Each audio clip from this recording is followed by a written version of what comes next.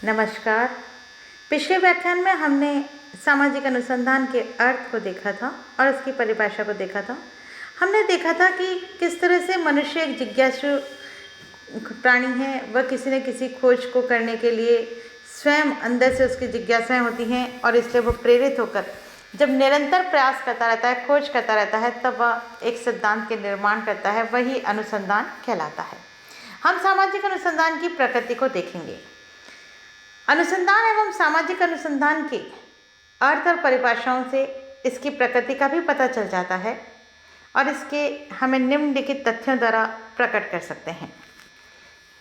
सामाजिक संबंधों, घटनाओं, तथ्यों व प्रक्रियाओं की व्याख्या करना। सामाजिक अनुसंधान के अंतर्गत मानव व्यवहार का अध्ययन किया जाता है। समाज में रहने वाले अन्य सदस्यों एवं समूहों के साथ उसके संबंध, उसकी विभिन्न प्रक्रियाओं एवं अंतःक्रियाओं का अध्ययन तथा विभिन्न सामाजिक तथ्यों एवं घटनाओं जो कि व्यक्ति के व्यवहार को प्रभावित करती है का विश्लेषण सामाजिक अनुसंधान के अंतर्गत किया जाता है। दूसरी बात, सामाजिक संबंधों के बारे में नवीन तथ्यों को खोजना। सामाजिक अनुसंधान का उद्देश्य किसी घटना के संबंध में या व्यक्तियों के पारस्परिक संबंधों में नवीन तथ्यों एवं नियमों की खोज करना है। इन नवीन तथ्यों की खोज द्वारा सामाजिक अनुसंधान सामाजिक संबंधों द्वारा निर्मित संरचना एवं सामाजिक संगठन को भी समझने एवं इनका स्पष्टीकरण करने में सहायता देता है। सामाजिक समस्याओं की प्रकृति एवं कारणों का अध्ययन करना। सामाजिक अनुसंधान में विभिन्न प्रकार की सामाजिक समस्याओं की प्रकृति एवं उनके कारणों का पता लगाने का भी प्रयास किया जाता है। जब तक सामाजिक समस्याओं की प्रकृति एवं कारणों का पता न हो, तब तक उनका उपचार संभव नहीं होता। पीवी यंग का कहना है कि सामाजिक अनुसंधान वैदिक के समस्याओं से केवल वहीं तक संबद्ध है जहां तक वह आधारभूत सामाजिक प्रक्रियाओं, मानव व्यवहार तथा व्यक्तित्व के विकास अथवा विघटन पर प्रकाश डालती है।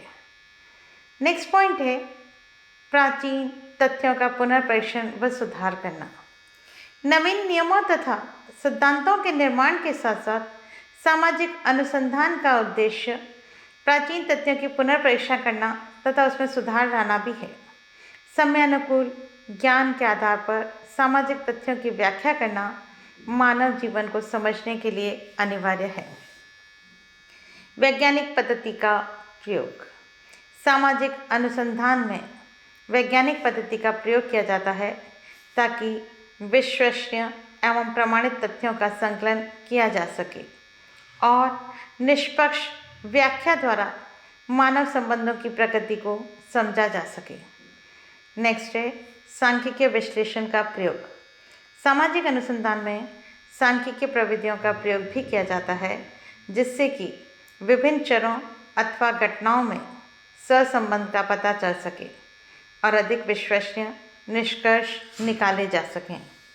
सामाजिक अनुसंधान की प्रकृति से हमें पता चलता है इसका अध्ययन क्षेत्र अति व्यापक है। वास्तव में ये क्षेत्र इतना ही व्यापक है जितना कि स्वयं सामाजिक वास्तविकता का। इसके अंतर्गत विभिन्न सामाजिक समस्याओं का विश्लेषण करना, उनके कारणों का पता लगाना, घटनाओं का समाधान प्रस्तुत करना, वर्तमान ज्ञान का परिवर्तित परिस्थितियों के संदर्भ में मूल्यांकन करना, उपयुक्तता का पता लगाना इत्यादि विभिन्न प्रकार के अध्ययनों को रखा जा सकता है। अब इसके साथ ही हम सामाजिक अनुसंधान के उद्देश्य को देखने का प्रयास करेंगे। सामाजिक अनुसंधान सामाजिक वास्तविकता से संबंधित है, अतः इसका उद्देश्य वास्तविकता को यथासंभव वस्तुनिष्ठ एवं क्रमबद्ध रूप में समझना है।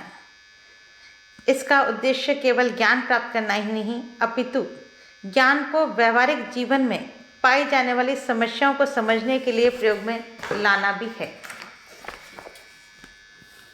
अनुसंधान में वैज्ञानिक विधियों के प्रयोग के द्वारा कुछ प्रश्नों के उत्तर ढूंढने का प्रयत्न किया जाता है। इसमें विशेषतः क्या, क्यों, कैसे, कब आदि प्रश्नों के उत्तरों को खोजा जाता है।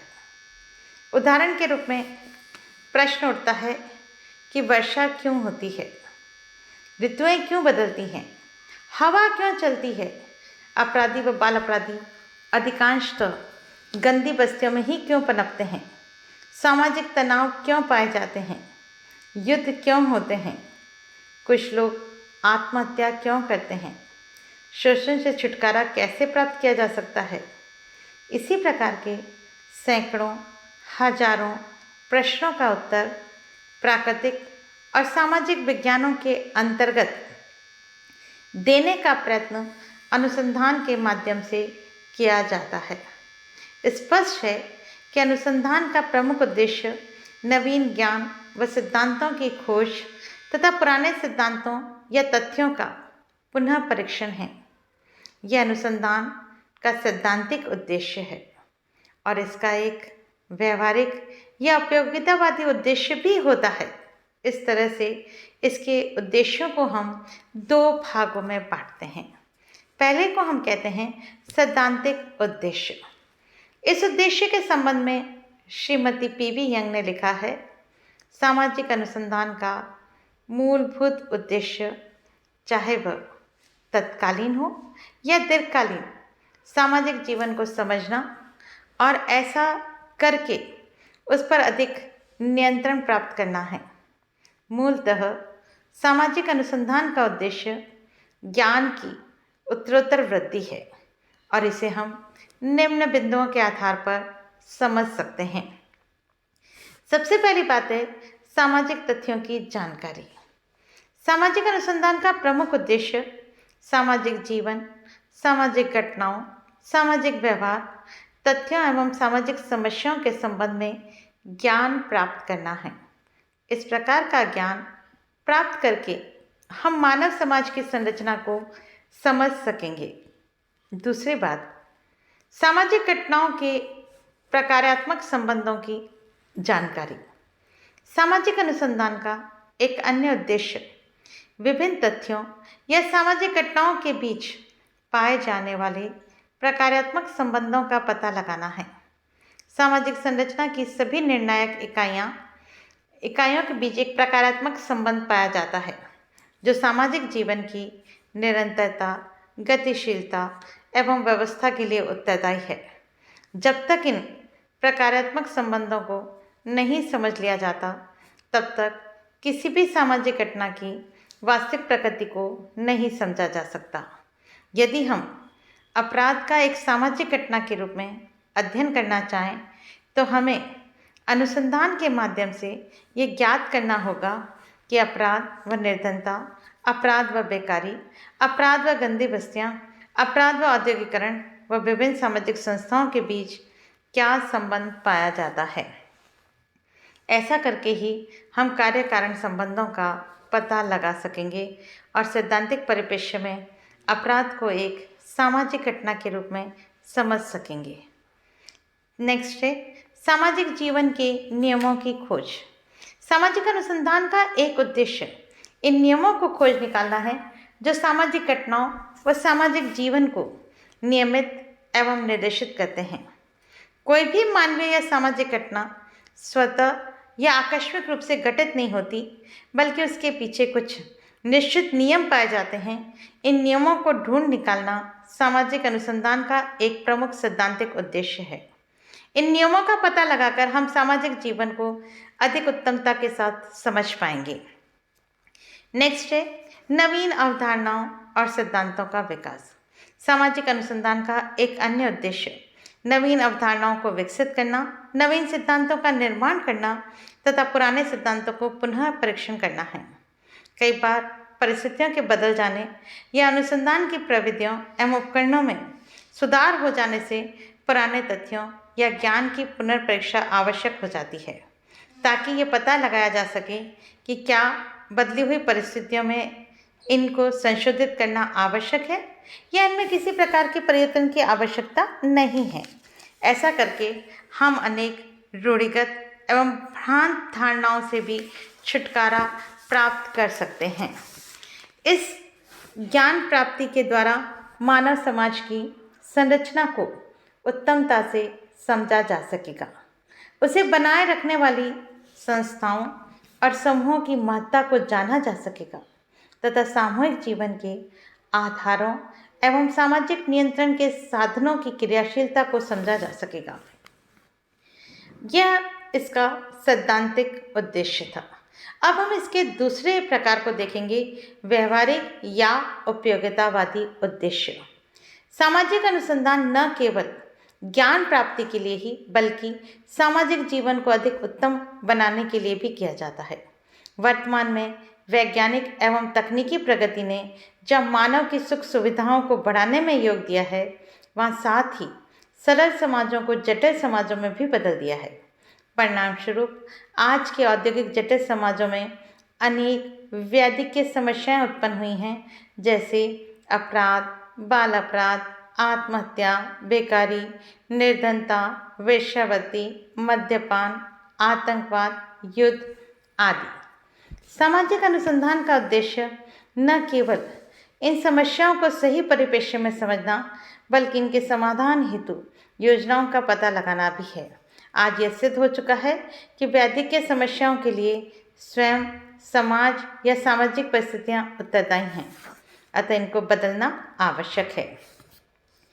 आज यह भी प्रमाणित हो चुका है कि वैद्यकीय समस्या के समाधान के लिए बिखरे हुए उपाय कारगर सिद्ध नहीं होंगे। जेल, गुप्तचर व्यवस्था, पुलिस, अदालत एवं दंड व्यवस्था के बावजूद अपराध होते हैं। इसके लिए सामाजिक संगठन एवं सामाजिक क्रियाओं को वैज्ञानिक परिप्रेक्ष्य में समझना होगा। सामाजिक अनुसंधान के व्यवहारिक या उपयोगितावादी उद्देश्य इस प्रकार हैं। सामाजिक समस्याओं के हल में सहायता। सामाजिक अनुसंधान का उद्देश्य व्यवहारिक समस्याओं को हल करने में सहायता प्रदान करना है। सामाजिक जीवन में जटिलता के बढ़ने के साथ साथ सामाजिक और वैद्यकीय समस्याओं में भी वृद्धि हुई है। सामाजिक अनुसंधान इन समस्याओं के संबंध में वैज्ञानिक ज्ञान प्रदान कर कार्य कारण संबंधों की व्याख्या कर इन्हें हल करने में योग देता है। यदि आज किसी समस्या को हम अपने रूढ़िगत विचारों से अलग हटकर वैज्ञानिक प्रविधियों को काम में लेते हुए समझने का प्रयत्न करें तो उसका समाधान ढूंढ निकालना भी आसान रहेगा। नेक्स्ट है प्रशासन में सहायता। सामाजिक अनुसंधान का एक उद्देश्य प्रशासन को सुचारू रूप से चलाने में मदद करना है। प्रशासन के प्रत्येक क्षेत्र में मानवीय संबंधों की प्रधानता पाई जाती है। इन संबंधों को समझे बिना प्रशासन को आसानी से नहीं समझा जा सकता, नहीं चलाया जा सकता। सामाजिक अनुसंधान इस कार्य में योग देता है कि सामाजिक अनुसंधान के द्वारा प्रशासन की समाजोपयोगी विधियों का विकास किया जा सकता है। साथ ही प्रशासन के मार्ग में आने वाली बाधाओं का भी पता लगाया जाता है। भारत में पुलिस तथा नौकरशाही से संबंधित सामाजिक अनुसंधान प्रशासन को अधिक कारगर बनाने की दिशा में एक प्रयास ही है। औद्योगिक क्षेत्र में होने वाले अनुसंधानों की भी प्रशासनिक दृष्टि से कम महत्ता नहीं है। नेक्स्ट है सामाजिक योजनाओं में सहायता। सामाजिक अनुसंधान सामाजिक योजनाओं को सफलतापूर्वक लागू करने में सहायक सिद्ध हो सकते हैं। योजनाओं की सफलता इस बात पर निर्भर करती है कि उन्हें बनाने में कितनी सावधानी बरती गई है तथा उन्हें जिन लोगों के लिए बनाया गया है उनका सक्रिय सहयोग करने के लिए उनके मनोभावों, इच्छाओं, आकांक्षाओं को कहाँ तक इसमें सम्मिलित किया गया है। जब तक लोग किसी प्रकार की विकास योजनाओं को अपनी योजना नहीं समझेंगे तब तक उनका अपेक्षित मात्रा में सहयोग प्राप्त नहीं किया जा सकता। इस जानकारी के लिए हमें सामाजिक अनुसंधान का ही सहारा लेना पड़ेगा। नेक्स्ट है सामाजिक घटनाओं पर नियंत्रण। इसका उद्देश्य सामाजिक घटनाओं पर अधिक नियंत्रण प्राप्त करना है। इसी नियंत्रण के द्वारा हम मानव जीवन को अधिक सुखकर बना सकते हैं। सामाजिक घटनाओं के संबंध में हमारा ज्ञान सीमित है और इसी कारण हम उन्हें नियंत्रित नहीं कर पाते हैं। परिणाम स्वरूप इस वैद्यकीय या सामाजिक समस्याओं जैसे छात्रों में अनुशासनहीनता, अपराध, सामाजिक तनाव, युद्ध आदि में सफलतापूर्वक छुटकारा प्राप्त नहीं कर सकते। अतः इस क्षेत्र में सामाजिक अनुसंधान की विशेष उपयोगिता है। नेक्स्ट है सफल विकल्पों की खोज में सहायता। सामाजिक अनुसंधान सफल विकल्पों की खोज में सहायता प्रदान करता है। किसी भी कार्य को करने या समस्या को हल करने के अनेक तरीके हैं या विकल्प हो सकते हैं। कुछ विकल्प अधिक श्रम साध्य होते हैं तो अधिक समय लेने वाले और अधिक खर्चीले भी हो सकते हैं। इसके अलावा कुछ विकल्पों की सफलता भी संदिग्ध हो सकती है।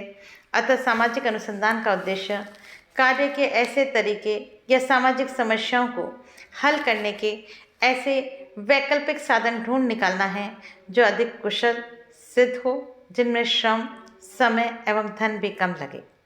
सामाजिक अनुसंधान के व्यवहारिक उद्देश्य से हमें यह नहीं समझ लेना चाहिए कि वैज्ञानिक या अनुसंधानकर्ता जिस ज्ञान की प्राप्ति करता है उसका प्रयोग वह स्वयं मानवीय समस्याओं को हल करने के लिए करता है।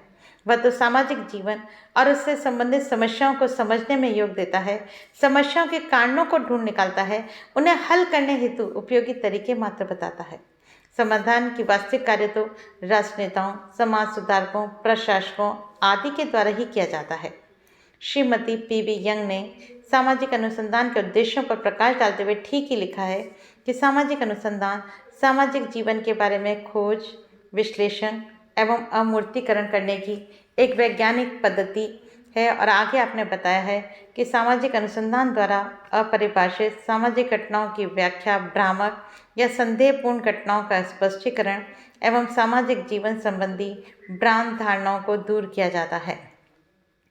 स्पष्ट है कि सामाजिक अनुसंधान में सामाजिक जीवन को उत्तमता के साथ समझने और वैदिक के समस्याओं को सही परिप्रेक्ष्य में विश्लेषण करने पर जोर दिया जाता है। यहाँ हमें इस बात को भी ध्यान में रखना है कि सामाजिक अनुसंधानकर्ता अपने को मूल्य निर्णयों से मुक्त रखता है, मूल्य तटस्थता की नीति का पालन करता है। वह ये नहीं बताता कि क्या होना चाहिए या क्या नहीं होना चाहिए, वह तो क्या, कैसे, कब आदि प्रश्नों का अनुसंधान के आधार पर उत्तर देता है। यह हमारे सामाजिक अनुसंधान के उद्देश्य थे और ये दो उद्देश्य हमने देखे, सिद्धांतिक या उपयोगितावादी। ये दोनों ही उद्देश्य हमें ये सिद्ध कर रहे हैं कि हम समाज की समस्याओं को सुधारने में अपना यह सहयोग कर सकते हैं कि वह समस्या कैसे है और इसे किस तरह से सुधारा जा सकता है, कैसे प्रयास किए जा सकते हैं। इससे प्रशासकों और समाज सुधारकों को काफ़ी मदद मिलती है।